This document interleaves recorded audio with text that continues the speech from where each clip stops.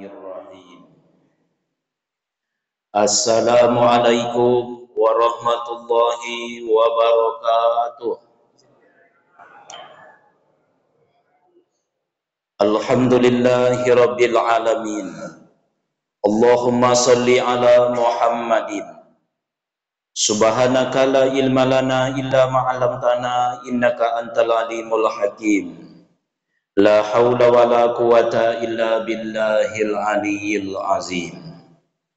Yang sama kita hormati dan kita muliakan Ketua dan segenap pengurus Masjid Darul Aman, Bapak dan Ibu alim ulama, cerdik pandai, tokoh agama, tokoh masyarakat, dan mungkin juga tokoh adat.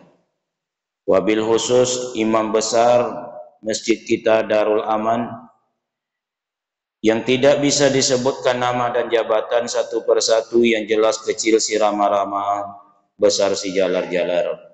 Kecil tak disebut nama, besar tak dipanggil gelar. Mudah-mudahan seluruh kita yang berhadir dalam majelis ilmu ini dimuliakan oleh Allah Subhanahu wa taala. Di dalam sebuah hadis yang diriwayatkan oleh Al-Bukhari, Rasulullah sallallahu alaihi wasallam bersabda, "Ma min ayyamin amalu sholihu fihinna ahabu illallah min hazihil ayyamil ashri."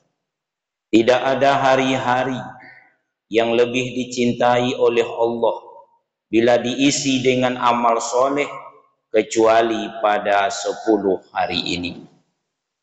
Faqalu, bertanyalah mereka para sahabat, "Ya Rasulullah, wahai utusan Allah, wala jihadu fi sabilillah, apakah beramal pada hari itu mengalahkan jihad di jalan Allah bila dibandingkan dengan jihad di jalan Allah?" Padahal kita tahu bahwa berjihad di jalan Allah keutamaannya luar biasa. Maka sahabat bertanya, faqalu ya Rasulullah, wala jihadu fi sabilillah, apakah dia bisa dibandingkan dengan jihad di jalan Allah, lebih utama dari jihad di jalan Allah? Faqala, lalu Rasul menjawab, wala jihadu fi sabilillah, bahkan bila dibandingkan dengan jihad di jalan Allah sekalipun, illa rajulun kharaja bi nafsihi wa malihi falam yarji' zalika bisyai'in, kecuali ada seseorang, kata Rasul, yang keluar ia dari rumahnya dengan membawa dirinya dan hartanya, lalu dia tidak pulang, artinya syahid di jalan Allah, gugur di medan perang, tentu itu pahalanya lebih besar karena ia mengorbankan nyawa satu-satunya. Sebaliknya mafhum hadis ini, kalau dia pulang selamat berkumpul bersama keluarga, lalu ia kembali bisa melakukan amal-amalan, salah satunya beramal di 10 di bulan Zulhijjah, maka amalannya itu lebih dicintai oleh Allah ketimbang jihadnya di jalan Allah. Hadis riwayat Al-Bukhari. Yang kedua, hadis yang diriwayatkan oleh Ad-Darimi. Rasul bersabda, "Ma min amalin azka indallahi azza wa jalla." Tidak ada amal yang lebih tinggi kedudukannya di sisi Allah azza wa jalla. Lebih tinggi kedudukannya. Wala a'zamu ajran min khairin, bahkan lebih besar pahala yang akan awak terima. Lebih tinggi kedudukan, lebih besar pahalanya. Ya'maluhu, kalau mereka isi hari itu dengan amal-amal soleh, kapan itu? Fi asril adha, pada 10 hari di bulan adha. Berdasarkan dua hadis ini, maka dapat kita simpulkan, beramal pada bulan Zulhijjah pertama lebih dicintai oleh Allah. Yang kedua, kedudukannya lebih tinggi di sisi Allah Dan yang ketiga, pahalanya lebih besar di sisi Allah. Lebih dicintai, lebih tinggi kedudukannya, lebih banyak pahalanya. Kaum muslimin yang berbahagia, permasalahannya adalah apa amal-amal di bulan Zulhijjah yang bisa kita lakukan. Secara umum, seluruh amalan, baik amalan wajib atau amalan sunat, sendirian atau berjamaah, tampak atau tersembunyi, pokoknya seluruh amal-amal soleh secara umum. Tapi secara khusus ada 7 amalan yang bisa kita lakukan di bulan Zulhijjah, dan inilah yang akan kita bicarakan secara satu persatu. Yang pertama adalah hendaklah kita melaksanakan ibadah kurban. Syariat ibadah kurban ini dijelaskan Allah di dalam Al-Quran. Tepatnya di dalam surat Al-Kautsar. Al-Kautsar adalah salah satu danau, kolam, sumur yang ada di dalam surga. Tak kala turun surat dan ayat ini, Rasul sangat senang diberitahukan tentang surat Al-Kautsar tersebut. Sampai beliau itu tersenyum-senyum yang menyebabkan sahabat heran. Karena baru turun surat Al-Kautsar. Al-Kautsar diartikan juga nikmat yang sangat banyak. Ia menempati di dalam Al-Quran surat yang ke-108. Bisa ditengok nanti di rumah. Yang berkenan dengan korban adalah ayat yang kedua. Ia berbunyi, A'udzubillahi minasyaitonirrajim. Fasholli lirabbika wanhar. Engkau dirikanlah solat, kata Allah, dan berkorbanlah. Wanhar, berkorbanlah. Hari nahar, hari korban. Wanhar, berkorbanlah. Kaum muslimin yang berbahagia, berbicara tentang ibadah korban yang disuruh ini. Apa itu ibadah korban? Itu yang pernah ditanyakan oleh seorang sahabat Arab Badui kepada Rasul. Ya Rasulullah, apa itu ibadah korban? Allah menyuruh wanhar, berkorbanlah. Apa itu ibadah korban? Kata Rasul, korban itu sunnatu abikum Ibrahim. Korban itu syariatnya ayah kalian. Jadi Nabi Ibrahim ini disebut Abul Anbiya, ayahnya para nabi. Ayah kalian yaitu Ibrahim alaihi salam. Sunnah syariat Ibrahim alaihi salam. Bapak Ibu yang berbahagia, tapi sebelum Ibrahim alaihi salam diutus dan disyariatkan ibadah korban kepadanya, sebenarnya ibadah korban ini adalah syariat tertua. Yang pertama kali disuruh kepada anak Nabi Adam alaihi salam. Dikisahkan di dalam Al-Quran, Allah mengatakan, kisahkan kepada mereka.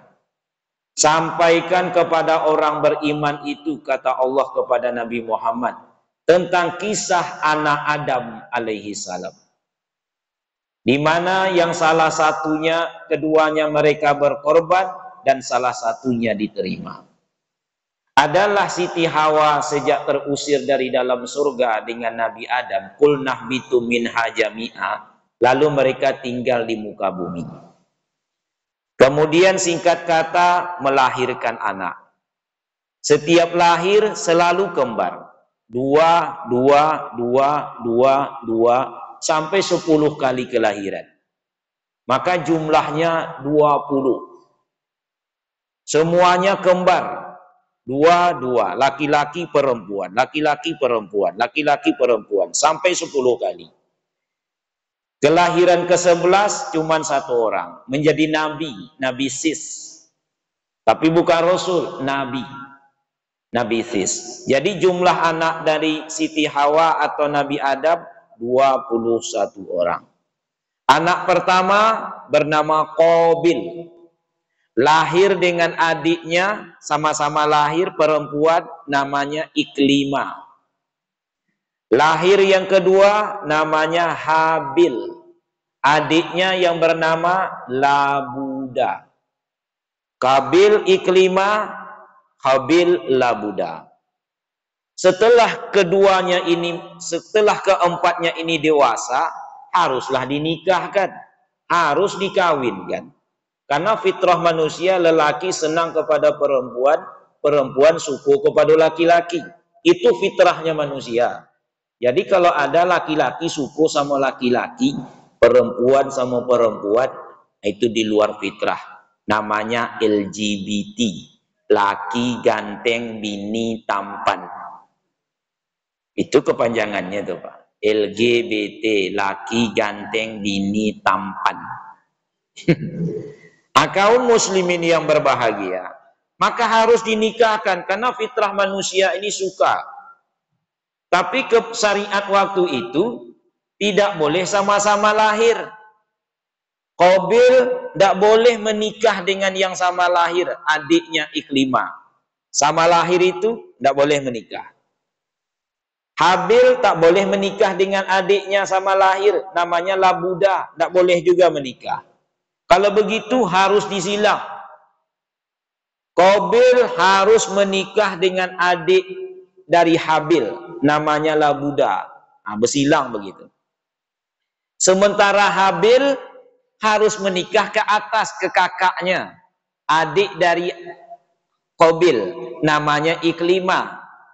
Dan menurut riwayat, Iklimah ini memang agak lebih cantik daripada Labuda. Itulah keputusan syariat saat itu, kebenaran. Maka Qabil anak pertama tidak terima. Dia protes kepada Nabi Adam alaihi salam. Dianggapnya ayahnya itu tidak adil. Aku yang lebih duluan lahir, masa aku harus menerima? Seharusnya aku yang memilih. Dan Habil setuju dengan keputusan ayahandanya tersebut.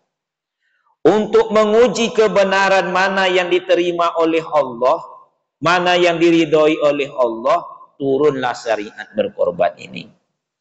Keduanya pun disuruh berkorban. Jadi berkorbannya anak Adam alaihi salam itu adalah bukti kebenaran syariat. Bukti kebenaran aturan Allah. Mana yang diridhoi oleh Allah. Di situ nampak nanti apakah Qabil atau Habil. Singkat kata, mereka pun berkorban di dua bukit. Qabil berkorban, Habil berkorban. Qabil ini dia seorang petani, maka ia pun berkorban dengan buah-buahan, sayur-sayuran. Habil dia seorang peternak, ia berkorban dengan ternaknya. Ternyata yang diterima siapa? Yang diterima adalah korban si Habil. Datang api yang menyambar, tandanya korban itu diterima. Jadi zaman dahulu, salah satu tanda bahwa sesuatu itu diterima, Allah membakarnya dengan api, disambar dengan api. Tak kala para nabi terdahulu berperang, lalu mereka itu menang dalam peperangan, itu barang rampasan perang tak boleh dibawa pulang. Dikumpulkan di sebuah lapangan, nanti datang api menyambar lalu membakar. Itulah bedanya dengan harta rampasan perang di zaman Rasul dan para sahabat. Boleh dibagi-bagikan. Kaum muslimin yang berbahagia, ternyata yang disambar adalah korbannya Habil. Dan korban Habil ini memang elok. Dipilihnya hewan terbaik, kulit yang mengkilat, badan yang sehat, tanduk yang panjang. Sementara si Qabil, dia berkorban dengan sayuran, buah-buahan yang busuk-busuk. Durian busuk, nangka busuk, semangka busuk, pokoknya nan busuk-busuk. Ada semangka Pak Ustadz, duku Palembang, nah itu tidak usah dikaji. Pokoknya nan busuk-busuk lah. Lalu diterimalah korban si Habil. Ternyata syariat yang diterima tersebut Keridhaan yang diterima itu adalah Habil. Akibatnya Qabil pun dengki sama Habil. Aku akan membunuhmu. Kata Habil, aku tidak akan melawan. Padahal badan Habil ini jauh lebih gagah dari kakaknya, abangnya Qabil. Lalu dia pun membunuh adik kandungnya sendiri. Maka kaum muslimin, Rasul mengatakan fitnah pertama terjadi pada anak manusia ini lantaran batino. Dalam kurung perempuan. Maka hati-hatilah Bapak menghadapi makhluk antariksa, mohon maaf, yang ditakuti oleh polisi bahkan tentara, yaitu batino. Kaum muslimin yang berbahagia, kita lanjut. Sunnah Ibrahim alaihi salam. Nabi Ibrahim disuruh berkorban. Tapi beda dengan korban Qabil dan Habil. Kalau Qabil dan Habil sebagai bukti kebenaran syariat. Tapi kalau pengorbanan Ibrahim lain. Pengorbanan Ibrahim itu disebut dengan sunnah abikum Ibrahim.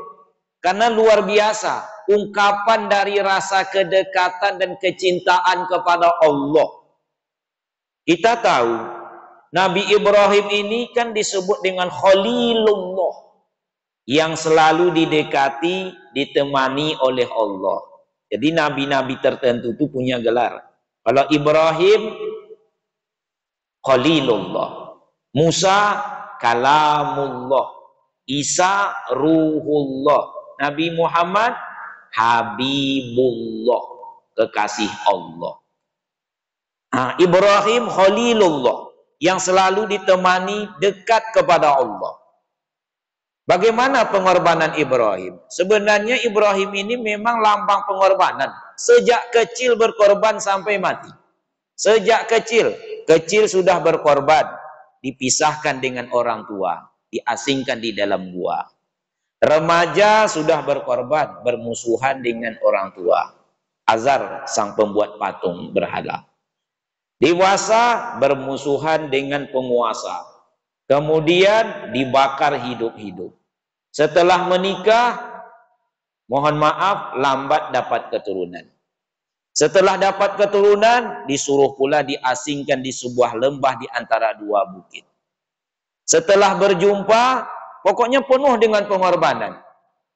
Setelah tua, disuruh pula untuk berkhitan.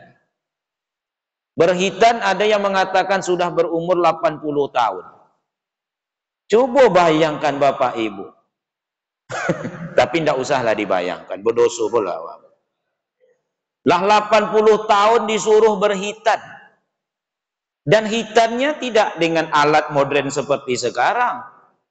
Ada yang pakai laser. Dulu hitannya alat yang paling canggih, mohon maaf, kapak. Kalau salah-salah catuk barangke sasadonya.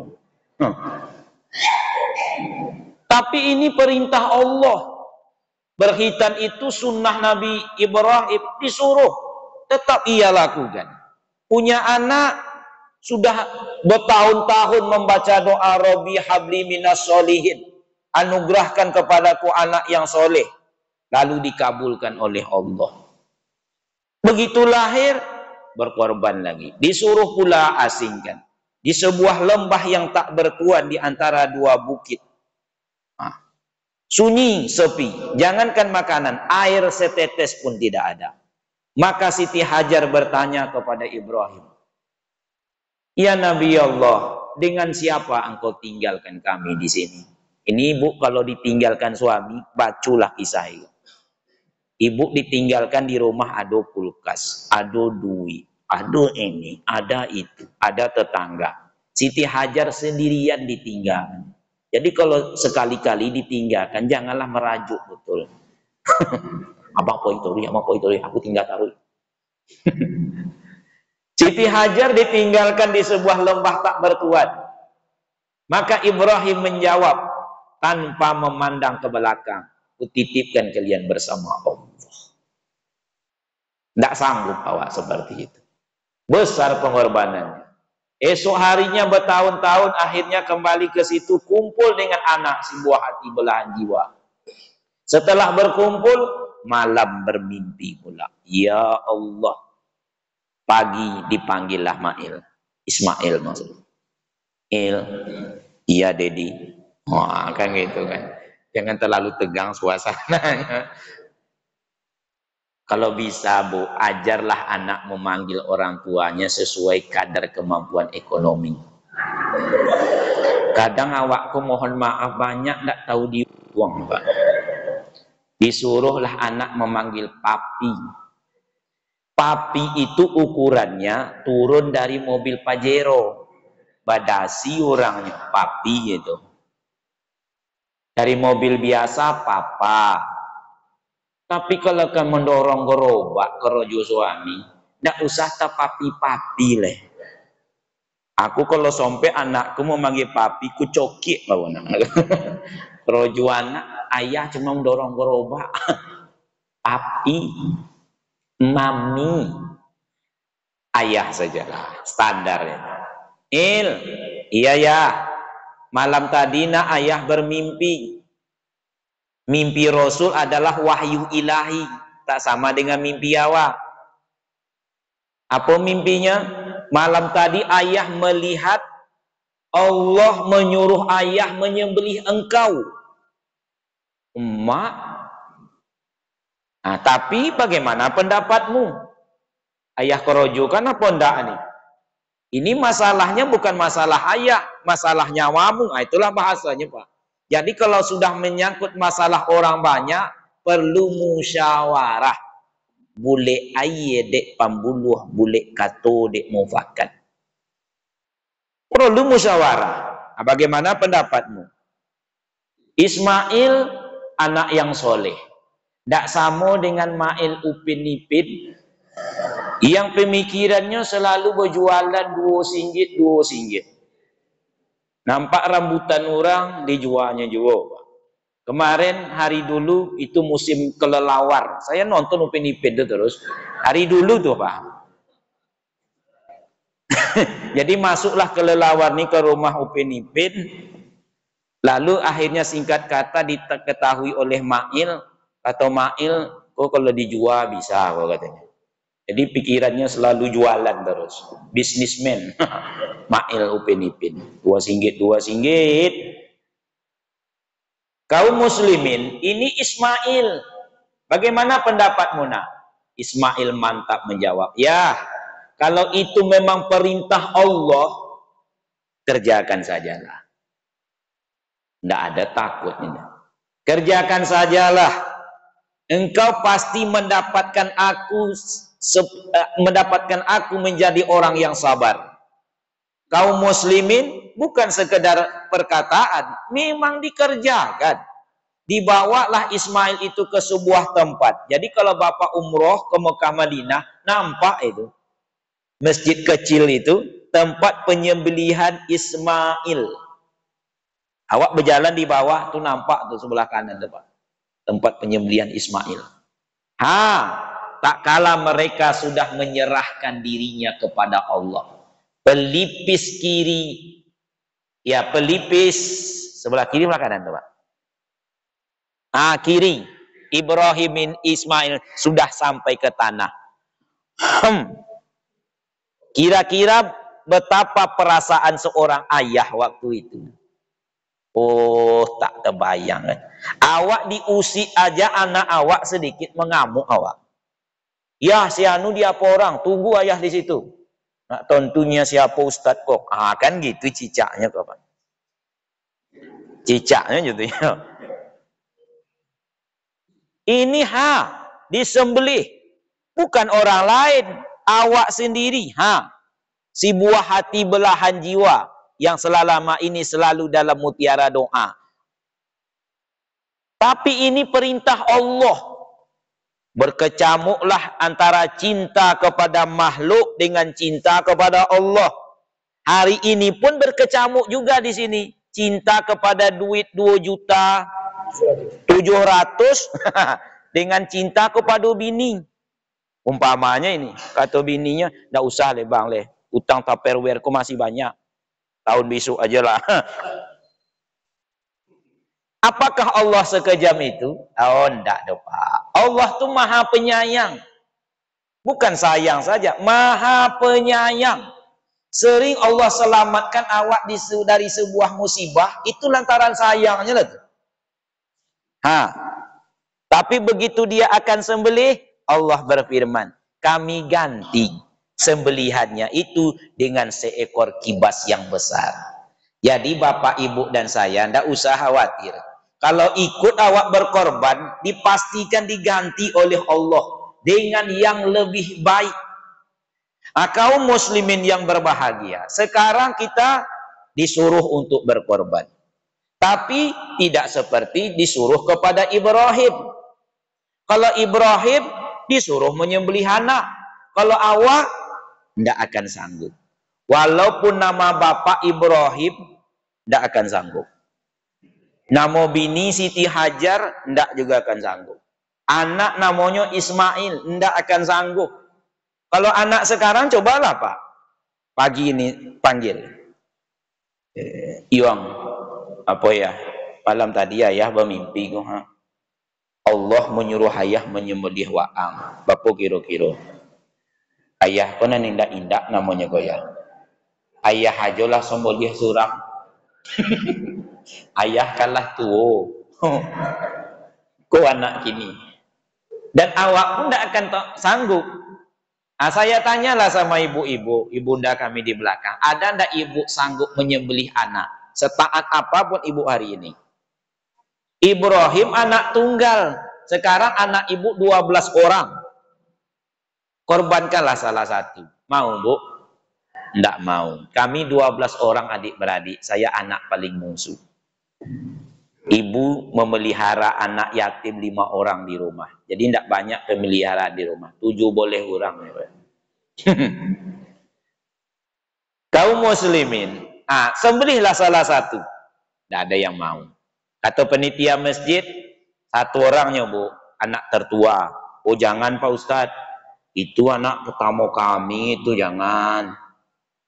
Kalau enggak yang bandel itulah yang nomor 6 tuh, nampaknya bandel betul. Dia memang bandel Pak Ustadz, tapi dia suka menolong. Enggak bisa ada Pak Ustadz, siapa yang akan menolong ambo? Yang bungsu itulah, bungsu itu kan cuman sekedar pelengkap. Oh itu kesayangan atuk dengan uaknya itu. Enggak bisa tuh Pak Ustadz tuh, dia mau atuknya kami nanti. Kesimpulannya enggak ada ibu yang mau, termasuk saya. Kalau tidak begitu kata malaikat, pilih antara 2. Ibu korbankan salah satu anak atau suami. Mana ibu pilih? Enggak yodo. Itulah hebatnya ibu-ibu ke Pak. Sayangnya sama awak. Enggak mungkin disembelih suami do Pak Ustaz. Sejak anak pertama sampai nan bungsu itu beliaulah yang tunggang langgang pagi sore siang malam menghidupi kami. Demam-demam sedikit pergi dia bekerja tuh. Enggak bisa do Pak Ustaz. Mohon maaf, itulah bedanya dengan kami, Bu. Kalau kami sempat disuruh memilih, wajib bapak memilih menyembelih anak atau bini. Maka dengan terpaksa kami menjawab, bini yolah. Kenapa? Inyo acok melawan ambo. Memang sejak dulu ambo ni yang menyembelih inyo sebenarnya. Tapi karena sudah ada syariat, maselelok kembonang. Insya Allah ambo orang pertama nak mendaftar.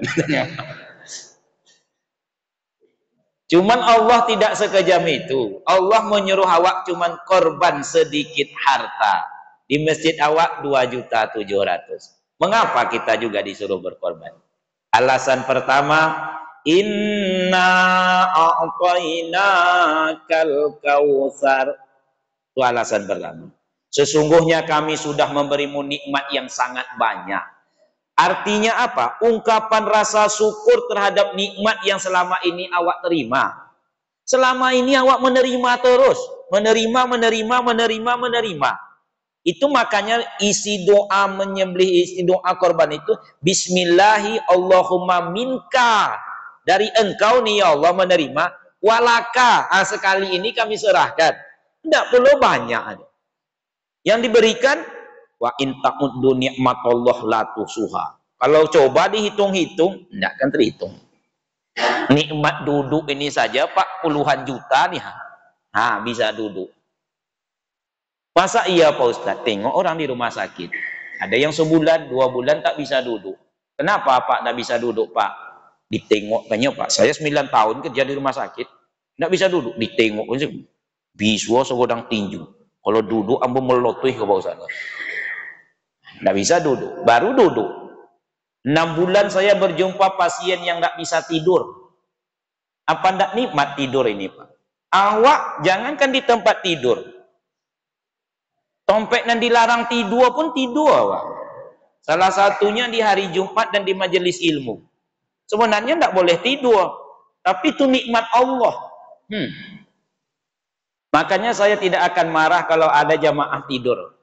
Saya cuma menganjurkan baca doa sebelum tidur. Bismika Allahumma ahya wa amat.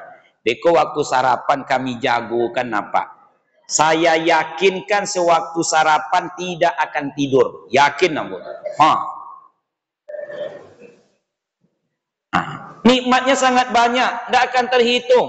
Sekarang diberi oleh Allah. Tidak pula banyak betul Pak.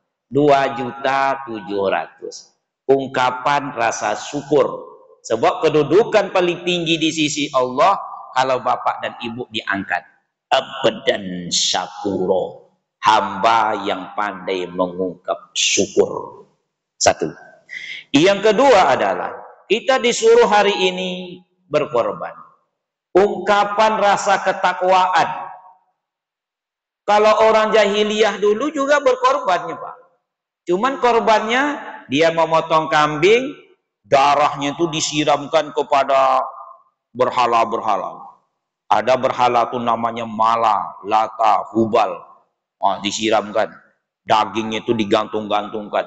Orang itu penjoget, menari-nari. Ullallallah, illallah. Ullallallah, illallah, ullallallah, illallah.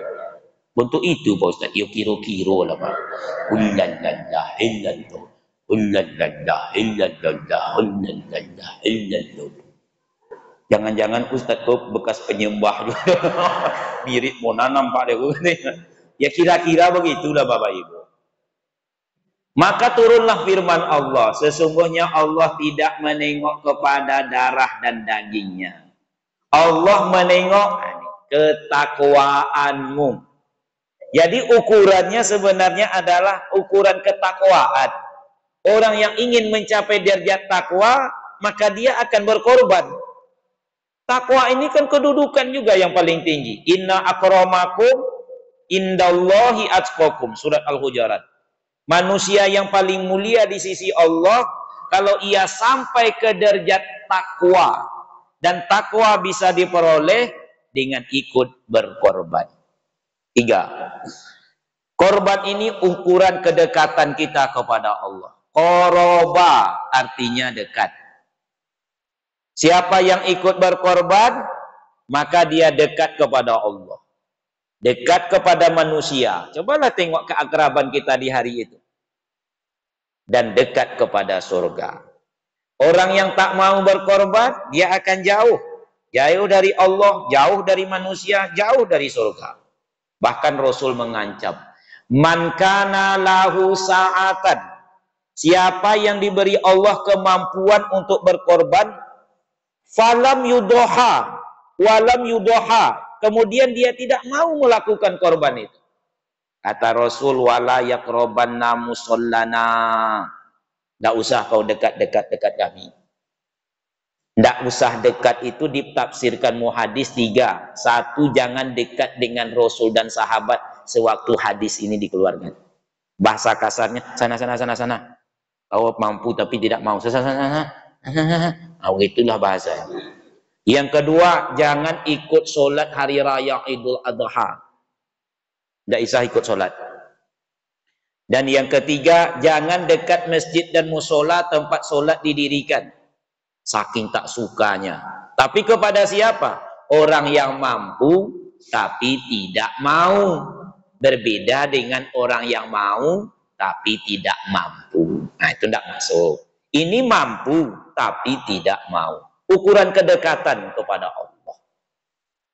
Yang keempat, Rasul menjelaskan amalan yang paling dicintai di hari nahar hanya dua. Pertama, sholat hari raya Idul Adha. Yang kedua, menumpahkan darah, memotong hewan korban. Khusus di hari nahar atau hari tasrik, cuman ini yang dicintai. Yang pertama, sholat Idul Adha, kemudian memotong hewan korban. Jadi pada hari nahar, tidak usah disibukkan dengan zikir-zikir. Tidak usah disibukkan pula dengan baca Quran dan lain sebagainya. Karena yang dicintai pada hari itu dua. Sholat awak, pulang, berangkat ke masjid, ke korban. Lebih dicintai itu. Yang kelima, yang terakhir. Bahwa kenapa kita disuruh berkorban. Berkorban ini syiarnya agama. Hari yang paling mengembirakan, hari memotong hewan korban itulah, Pak. Cobalah tengok. Mulai dari yang paling miskin sampai yang paling kaya. Rakyat rendah sampai pejabat. Semuanya ngumpul di sebuah tempat memeriahkan hari tersebut. Bahkan agama lain pun kadang-kadang ikut pula dia bergembira pada hari tersebut. Syiarnya agama. Bapak Ibu rahimakumullah, maka kita disuruh untuk berkorban. Lalu yang kedua, bagaimana sunnah-sunnah yang harus awak lakukan kalau seandainya Bapak Ibu sudah terniat untuk melaksanakan ibadah korban? Memang harus awal-awal pas betul atas qadar Allah awak bicara tentang subuh ini, tentang masalah ini. Yang pertama, Rasul menjelaskan dalam hadis, siapa yang berniat melaksanakan korban, maka begitu masuk hilal besok 1 Zulhijjah, bagi bapak dan ibu saya yang berniat ini, janganlah ia memotong kuku dan mencabut rambut yang tumbuh di badan. Sejak kapan Pak Ustadz? Sejak masuknya hilal 1 Zulhijjah. Sekarang masih Zulqa'dah 1 Zulhijjah. Jadi hati-hatilah besok. Maka ditanya, untuk apa tak boleh memotong kuku dan mencabut rambut? Supaya ampunan yang didapat itu total seluruhnya. Tapi jangan lupa, bukan mulai sekarang Bapak Ibu. 1 Zulhijjah. Dan cuma 10 hari. Tidak 10 minggu, tidak 10 tahun. 10 hari, kalau 10 tahun, payah awak menyuak nasi jadi megawak. Itu pun bagi Bapak Ibu yang ikut berkorban. Yang tak ikut berkorban boleh memotong kukunya, Bu. Usahakan kuku lagi. Tangan pun boleh ibu potong kalau mau. Kalau perlu liye kok dipotong. Karena tak ikut berkorban. Ini yang ikut berkorban. Satu. Yang kedua sunnahnya. Memilih hewan yang terbaik. Karena korban yang diterima, korban Habil tadi, yang terbaik dipilihnya. Maka kepada umat Muhammad, cari yang terbaik. Kalau sahabat, mereka peternak. Mereka langsung mencari yang terbaik. Kalau dia unta, berumur 5 tahun. Kalau dia sapi, berumur 2 tahun. Kalau bisa agak lebih sedikit. Kalau dia kambing, berumur 1 tahun. Agak lebih sedikit. Pernah Rasulullah memang mengizinkan berkorban kepada seseorang, domba berumur 6 bulan.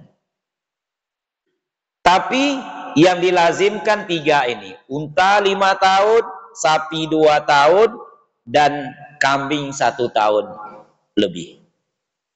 Cari yang terbaik. Tentu saja awak tidak bisa memilih yang terbaik. Awak serahkanlah kepada penitia korban. Ya enggak, Pak? Lewat harga menentukan mutu. Awak ini 2.700.000. Rasanya sudah terbaik itu. Jangan ditawar. Nah, itu tanda yang buruk. Bisa 2.600.000 Pak Penitia. Kurang seketik, tidak bisa.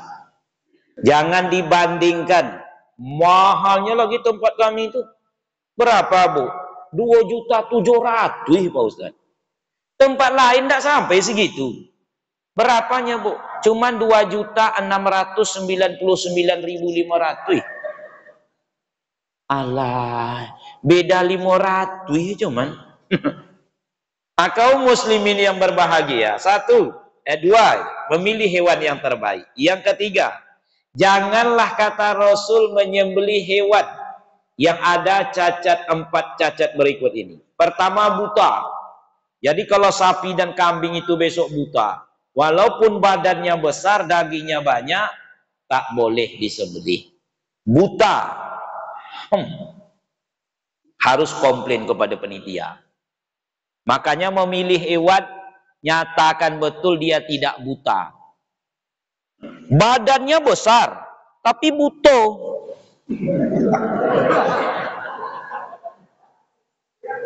Buta itu kan seperti kendaraan tidak berlampu. Iya enggak? Besok rombongan yang lain masuk ke surga dan butuh ke neraka. Orang semuanya ke surga.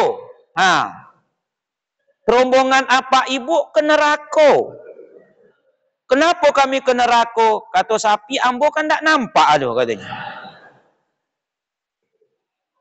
Memang tidak sepanjang itu uraiannya, kira-kira lah Pak Ibu. Rasul cuman mengatakan jangan yang buta. Yang kedua, jangan menyembelih hewan pincang dan jelas pincangnya. Kalau samar-samar sikit berarti dimaafkan. Jelas pincangnya. Badan sapi itu besar, kambing itu besar, banyak daging. Cuman setiap berjalan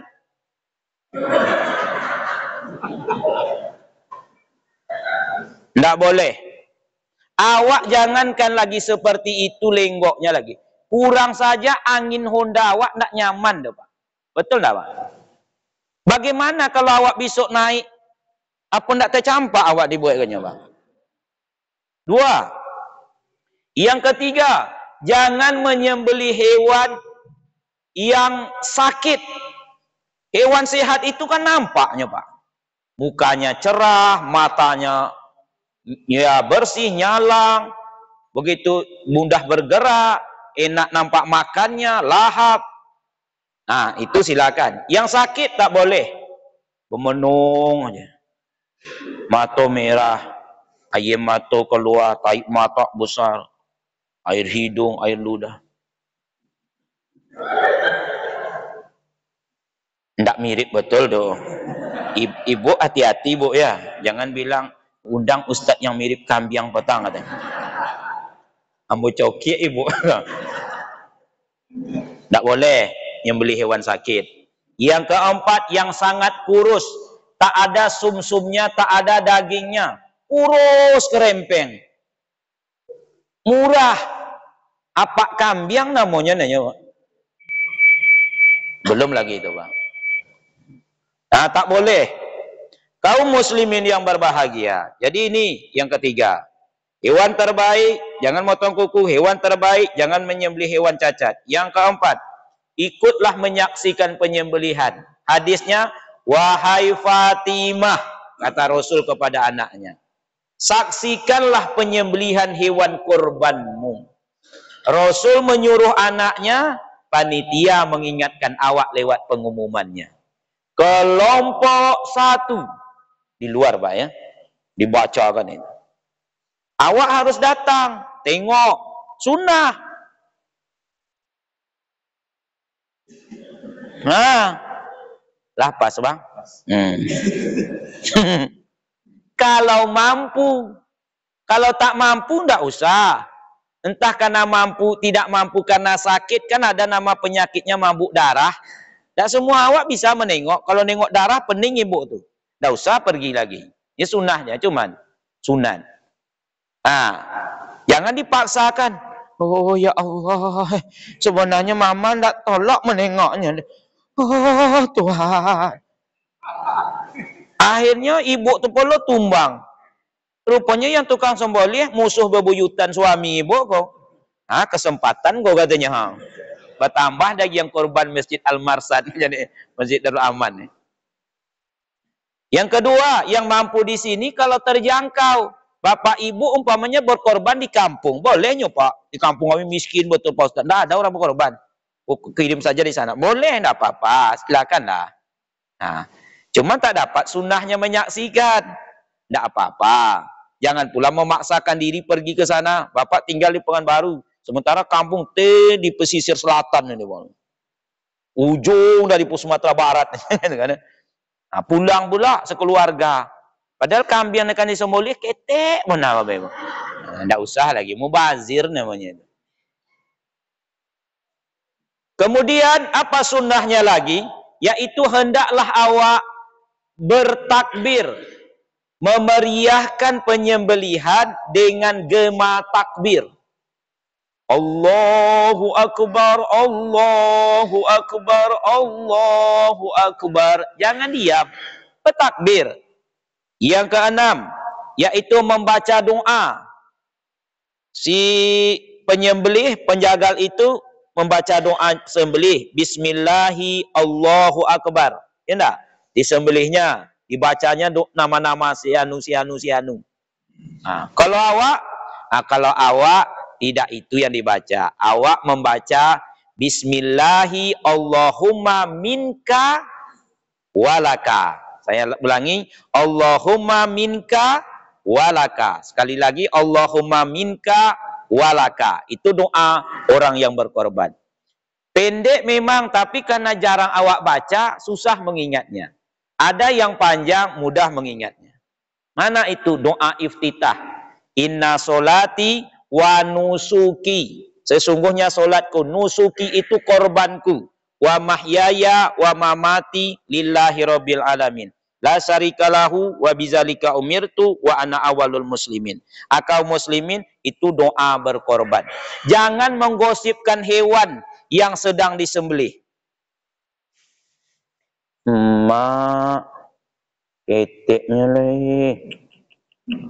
Sampai lain godang-godang masjid awak kok ketek mana ya. Mungkin kok panitia banyak mau ambil untung mungkin. Kata ibu yang satu kepada ibu lain, memangnya siapa ketua panitia? Si Anu. Bendaharanya si Anu. Oh, iyalah, memang dua orang tu memang tak beres keduanya keadaannya. Tengok orang tu, rumah-rumah petaknya selesai sadonya, si Anu tu kan baru beli kendaraan. Apa hubungannya tuh, Pak? Merajalela jadinya gosip itu. Jadi jangan mencela panitia, jangan menggosip yang sedang disembelih itu. Apalagi selanjutnya, yaitu boleh awak membawa daging itu pulang. Karena hadis sepertiga untuk peserta, sepertiga untuk fakir miskin, dan sepertiga untuk hadiah bagi orang yang menginginkannya. Makanya orang kaya sekalipun boleh dia mendapatkan daging korban, kedudukannya sebagai hadiah. Bapak Ibu rahimakumullah yang berbahagia. Apalagi boleh menyimpannya. Dulu kularang kata Rasul, sekarang simpanlah. Nak sehari, 2 hari, sebulan, 2 bulan, setahun, 2 tahun. Tapi kalau bisa janganlah bertahun-tahun. Kenapa? Kalau sudah setahun, itu tidak ada lagi bedanya Pak, antara rasa es dengan rasa daging. Lah samoyo rasanya. Jadi kalau bisa, kalau menyimpan daging, janganlah sampai setahun. Pak Ustadz, boleh hendak membagikannya sama agama lain? 2 pendapat. Satu ada katanya boleh. Yang kedua ada juga yang membolehkan tapi hukumnya makruh. Nah yang ketiga katanya tak usah karena ini ibadah korban. Kalau daging lain boleh. Jadi yang mana Pak Ustadz? Ya pilihlah. Kalau saya memilih boleh.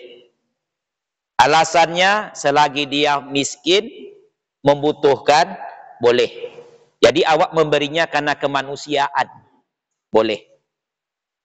Jangankan memberi mereka makan situ. Memberi anjing saja yang sedang kehausan, dapat pahala. Dan saya yakin kedudukan kemanusiaannya lebih tinggi daripada anjing. Ya enggak Pak?